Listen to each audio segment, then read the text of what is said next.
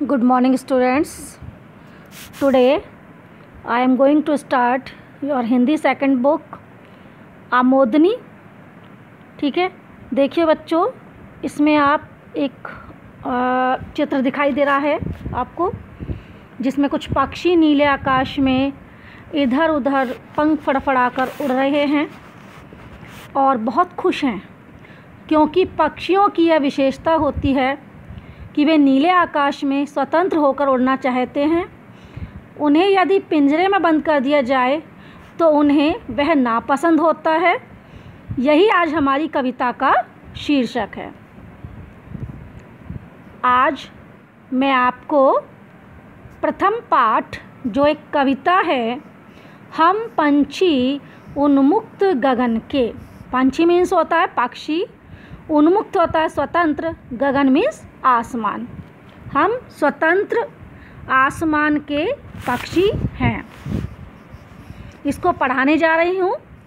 इसमें पक्षी के माध्यम से मैं यह बताना चाहती हूँ, यह संदेश देना चाहती हूँ कि जिस तरह पक्षी स्वतंत्र रहना चाहता है, उसी तरह से हर व्यक्ति को अपनी स्वतंत्रता प्यारी होती है. वह भी किसी भी बंधन में नहीं रहना चाहता है, और यदि उसे बंधन में रखा जाए तो वह कभी भी खुश नहीं रह सकता. तो देखिए बच्चों, मैं आपकी ये पोयम स्टार्ट करने जा रही हूँ. हम पंछी उन्मुक्त गगन के पिंजरबद्ध ना गा पाएंगे. कवि कहता है कि पक्षी कह रहे हैं कि हम जो पक्षी हैं हमेशा उन्मुक्त गगन में, खुले आसमान में उड़ना चाहते हैं, क्योंकि हमें अपनी स्वतंत्रता प्यारी है. यानी कि हम स्वतंत्र रूप से उड़ना चाहते हैं.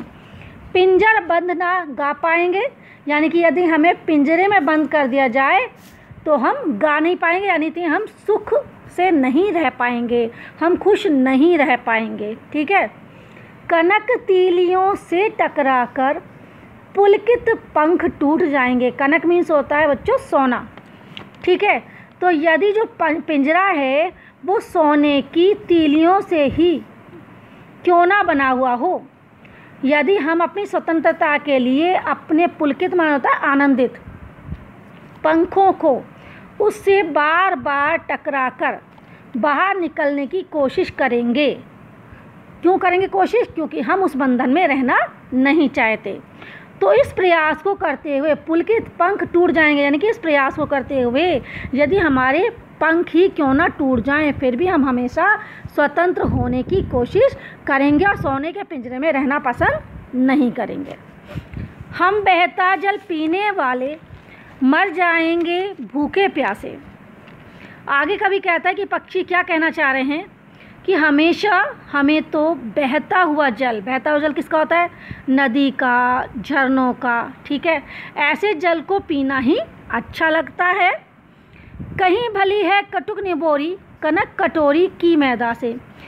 कटुक मीन्स होता है कड़वी, निबोरी मीन्स होता है जो नीम के पेड़ पर हरा हरा फल लगता है, उसको हम कटुक निबोरी, यानी कि कड़वी लगने वाली निबोरी कहते हैं. तो यहाँ कभी समझाना चाह रहा है कि जिस तरह हमें हमेशा बहता हुआ जल, नदी या झरनों का पीना अच्छा लगता है, उसी तरह हमें कड़वी नीम के पेड़ पर लगने वाली निबोरी ही खाने में अच्छी लगती है.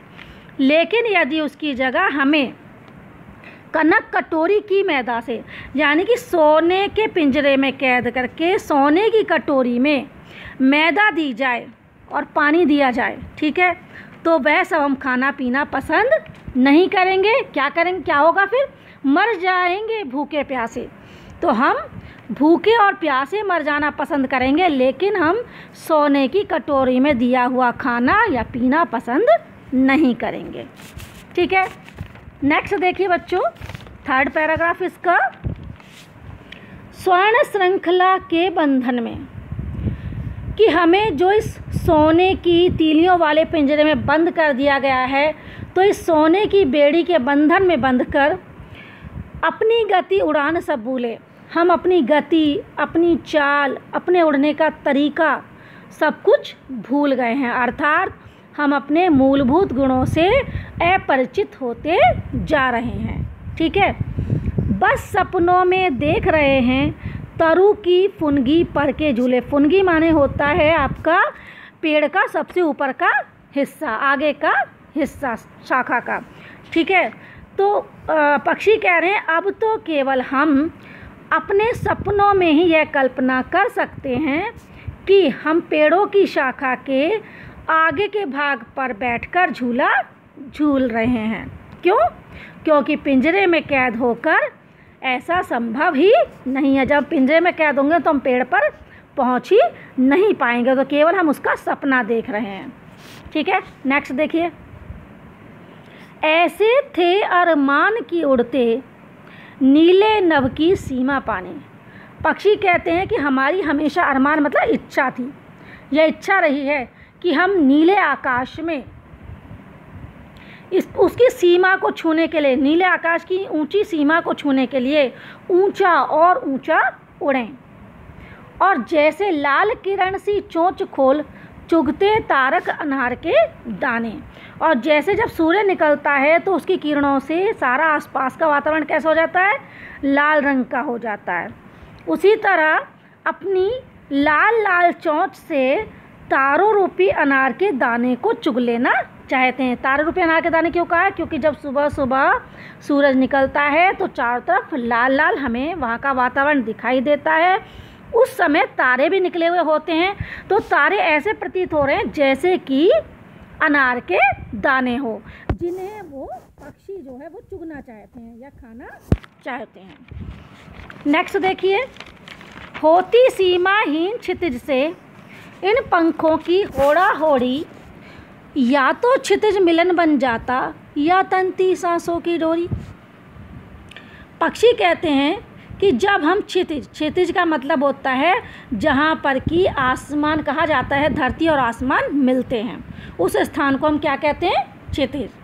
तो पक्षी कहते हैं कि जब हम क्षितिज अर्थात धरती और आसमान के मिलने के स्थान पर पहुँचने के लिए लगातार उड़ते रहते हैं, तो हमारे पंखों को भी क्या हो जाता है? एक होड़ सी लग जाती है। होड़ा होड़ी मीन्स होड़ सी लग जाती है कि आज क्या करेंगे, या तो हम क्षितिज मिलन बन जाता, या तो हम क्षितिज से जाकर मिल जाएंगे, वहाँ तक पहुँच जाएंगे, या फिर क्या होगा? या तंती सांसों की डोरी, या हमारी सांसें थम जाएंगी, अर्थात हम मृत्यु को प्राप्त हो जाएंगे, हम मर जाएंगे।